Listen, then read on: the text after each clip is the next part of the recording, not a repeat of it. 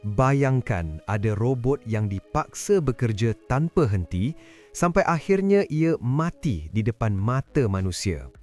Robot ini ialah karya seni bernama Can't Help Myself, ciptaan dua artis Cina, Sun Yuan dan Peng Yu. Robot industri ini diletakkan dalam sangkar kaca dan diprogram untuk satu tugas sahaja, mengelap cecair merah pekat di lantai yang kelihatan seperti darah. Setiap kali cecair itu tersebar keluar dari kawasan tertentu, robot ini akan segera menolaknya kembali ke tengah.